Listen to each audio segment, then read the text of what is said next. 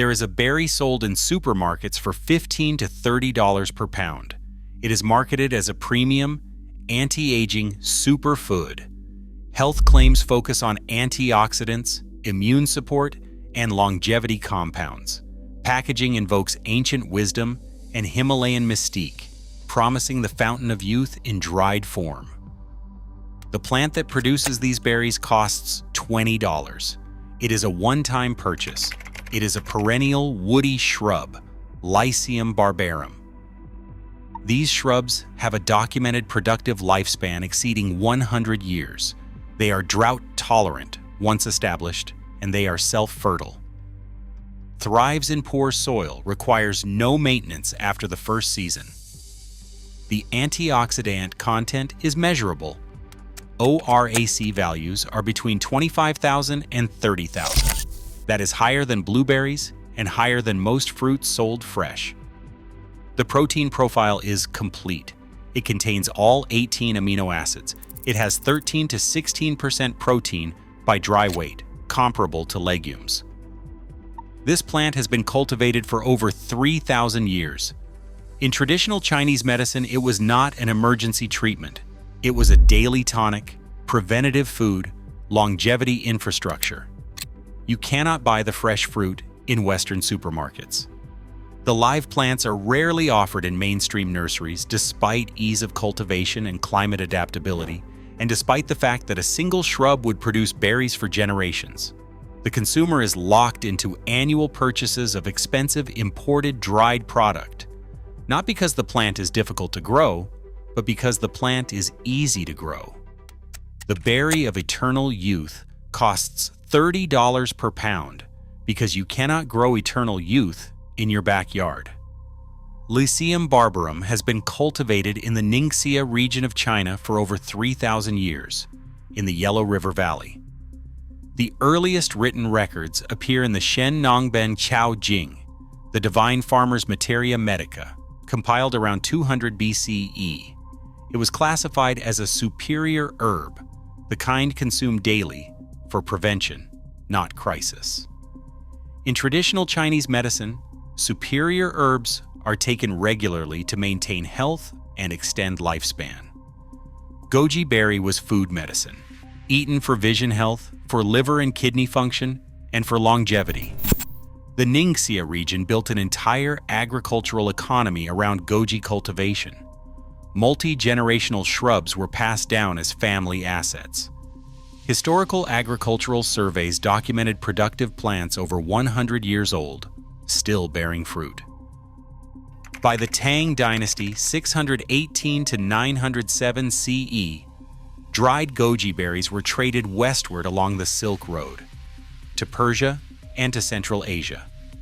They were valued as preserved food for caravans, not a pharmaceutical rarity, but a staple. European botanists first documented the plant in the 1700s. It was grown in botanical gardens as an ornamental curiosity, not as food. The knowledge of its use as daily nourishment did not transfer. In Ningxia and surrounding regions, fresh berries were eaten seasonally and dried for year-round use in soups, teas, and rice dishes. The cultural equivalent of raisins in the Mediterranean diet, common and accessible. The practice has never been interrupted in China. The knowledge transfer remained intact across millennia. For 3,000 years, it was not medicine. It was food. The difference matters. The antioxidant capacity has been measured. ORAC values range from 25,000 to 30,000 per 100 grams of dried berries. Blueberries measure around 4,600. Acai measures around 15,000. Goji berries concentrate antioxidants at levels that justify the traditional longevity claims. Lycium barbarum polysaccharides, known as LBPS, are complex bioactive sugars studied for immune modulation. They are structurally unique to this genus. Zeaxanthin content is exceptionally high. This carotenoid accumulates in the retina and protects against age-related macular degeneration. The traditional reference to goji as the eye berry corresponds to measurable biochemistry. The protein content is unusual for a fruit, 13 to 16% by dry weight. It contains all 18 amino acids, including the 8 essential amino acids. Most fruits contain negligible protein. Goji berries provide complete protein, comparable to legumes. Vitamin and mineral density is substantial. Iron, zinc, selenium. The traditional Chinese medicine designation as a blood builder aligns with measurable iron content. The agronomic advantages are equally documented. The shrub survives on 10 to 12 inches of annual rainfall once established. It grows in poor soil, including alkaline soil, with a pH range from 6.5 to 8.5. It is self-fertile and cold-hardy to USDA Zone 5. It survives temperatures to -20 degrees Fahrenheit. Mature shrubs produce 5 to 15 pounds of fresh berries per season. Plants documented still producing at 100 years old. Minimal pruning required. No fertilization necessary. Fresh berries have a 3 to 5 day shelf life. Drying concentrates sugars and some compounds but degrades heat-sensitive vitamins. Shelf stability increases to 12 months or more. The science validates what 3,000 years already knew. But science alone does not explain why you cannot buy it fresh. Before the 1990s, goji berries were unknown in Western consumer markets. They existed in Chinese herbal medicine shops, viewed as an exotic traditional Chinese medicine ingredient, not food. The 1990s and the 2000s brought the superfood boom, aka mangosteen, noni juice. The health supplement industry was searching for new high-margin products with ancient wisdom narratives. Goji berries entered this market between 2000 and 2005. They arrived dried and packaged. The marketing tied longevity to Ningxia centenarians, antioxidant studies, and Himalayan mystique, though Ningxia is a lowland region. The geographic fabrication went unchallenged. The import economics made sense for dried product. It was shelf-stable and lightweight for shipping. The wholesale price in China was $2 to $5 per pound. The retail price in the US and EU reached $15 to $30 per pound. That was a 6 to 15 times markup. Fresh fruit was economically impossible.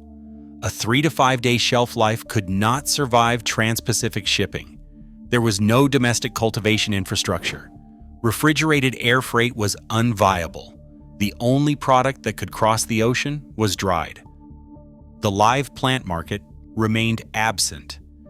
Nursery industries focused on ornamental plants or high turnover annuals.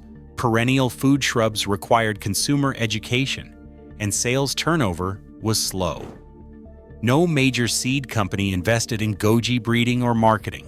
By the 2010s, goji had been positioned firmly as a superfood supplement. It was sold in dried form, as juice concentrates, and as powder capsules. The narrative of the plant as food never entered mainstream consciousness. Most Chinese goji production was not certified organic by Western standards. Domestic cultivation could have bypassed this, but no market infrastructure developed to support it. The import created the market, and the market could only exist as long as you could not grow your own. The superfood branding was deliberate. Goji berries appeared in marketing materials with Tibetan imagery and Himalayan landscapes. Celebrity endorsements in the 2000s reinforced the message, including Madonna and Gwyneth Paltrow. The messaging positioned goji as rare and exotic. The cultivation knowledge was omitted entirely. Health food store packaging never mentioned that the plant was available or that it was easy to grow. Consumer education stopped at sourced from Ningxia. The plant itself became invisible. Live goji plants were available in specialty nurseries and online retailers, but they were not cross-promoted with the dried berry market. Consumers purchasing $30 per pound of dried berries had no idea a $20 plant existed. land-grant universities published limited information on goji cultivation in the United States. Some trials in arid western states showed promise, but there were no major extension campaigns, despite the plant's suitability for USDA zones 5 through 9.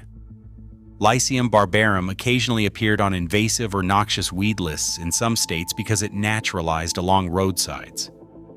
That created regulatory confusion, and some nurseries avoided stocking it. Small-scale attempts to grow and sell fresh goji in the United States emerged in the 2010s.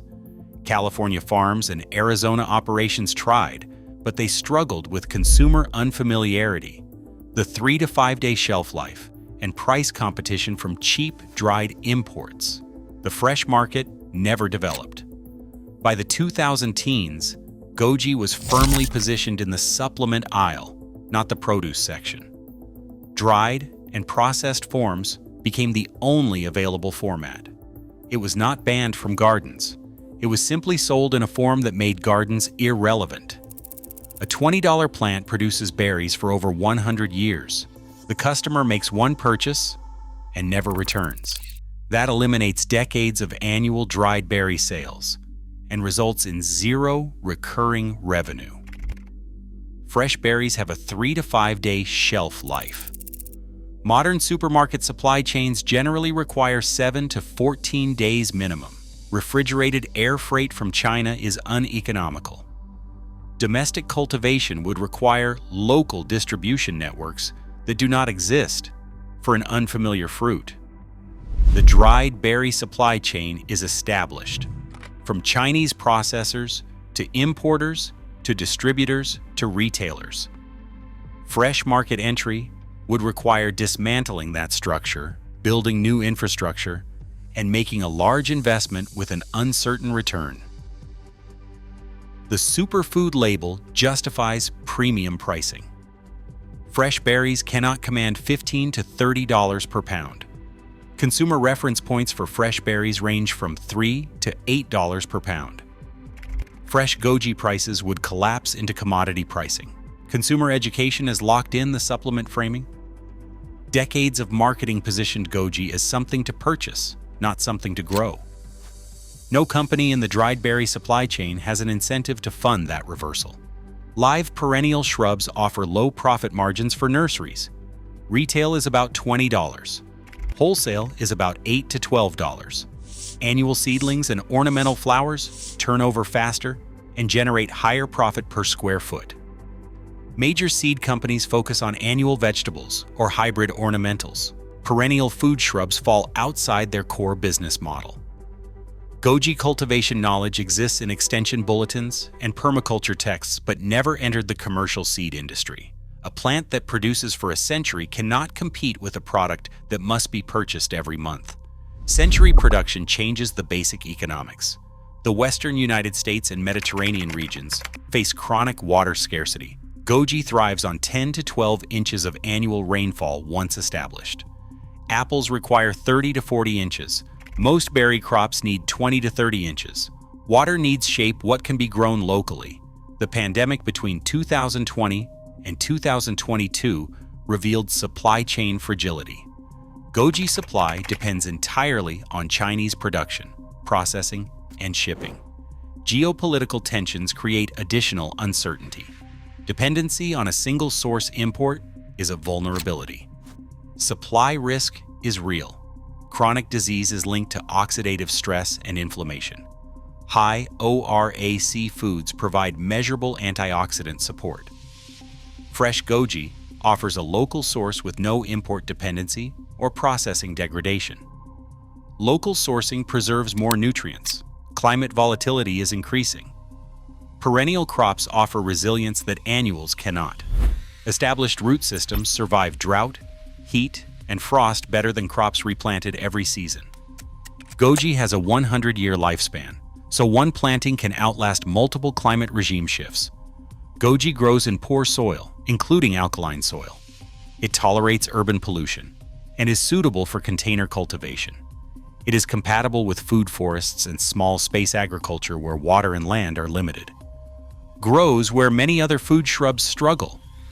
A regular consumer purchasing dried goji at $15 to $30 per pound spends $300 to $600 annually. A $20 plant eliminates that expense after the first year. The potential savings are clear. Permaculture communities and homesteaders are planting goji in food forests and arid gardens. The knowledge is spreading peer-to-peer, not through institutional channels. The information moves outside the systems that suppressed it. Permaculture practice is carrying the story forward. The berry that survives drought for a century is sold to you 1 pound at a time, by design. A shrub that produces anti-aging berries for over 100 years. It thrives on neglect. It costs $20 as a live plant. Yet it is sold as a $15 to $30 per pound dried import that requires annual purchase. Modern food systems measure success in shelf-stable commodities, recurring transactions, and brand differentiation.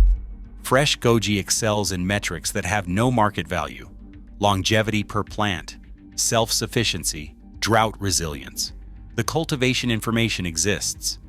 University extension trials, and permaculture literature.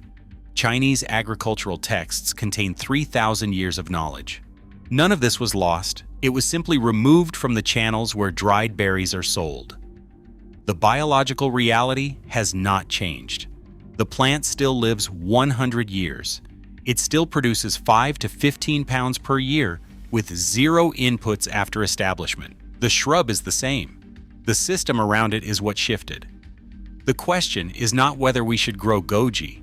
The question is what other foods are sold in forms that make growing them invisible. What other perennials have been converted into annual purchases. The distance between superfood and backyard shrub is not horticultural. It is economic. Goji berries did not become a superfood because they are rare. They became a superfood because you are not allowed to realize they are common. If this vault opens something for you, subscribe to Green Vault. We are uncovering the systems the food industry taught us to forget. The next vault opens soon.